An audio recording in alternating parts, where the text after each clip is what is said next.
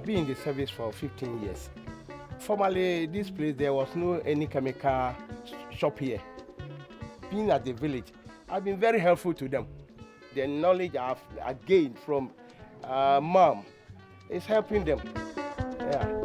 MAM stands for Mobilize Against Malaria. And it's one of the projects that has been set up to actually mobilize communities, mobilize the private sector and the civil society to be able to respond to the scourge of malaria within the country.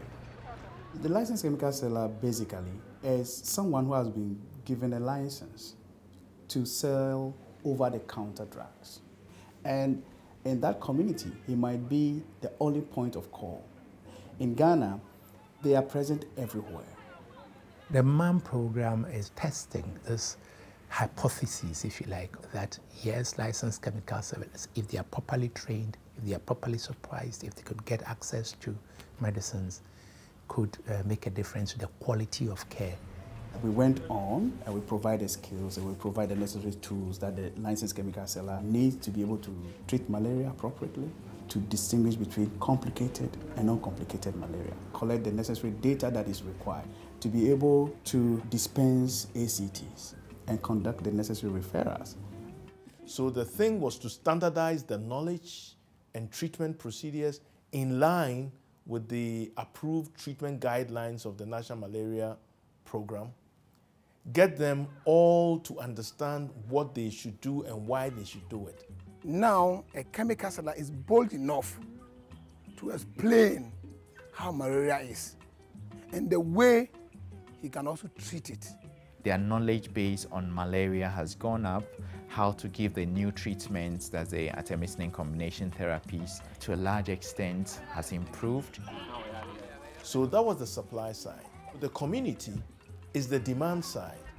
MAM has also been able to mobilize communities to be able to be aware of malaria and also to respond to the changing pattern in the treatment of malaria.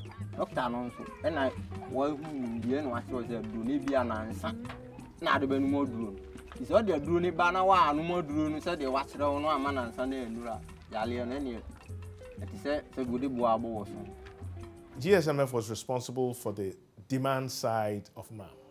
Community mobilization, house-to-house mobilization, community information centers, working through CBOs, working with the faith-based groups to ensure that the information sticks.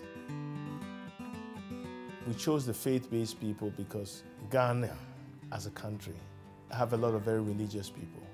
We've trained 210 fathers, pastors, priests, imams, ministers. These are people who have to repeat the same story over and over and over again. Let's give them the right information. With the congregation, they believe the pastors. And if they know that if the pastors have gone through that training and it is also sound, and they speak it out, it will really have effect on them.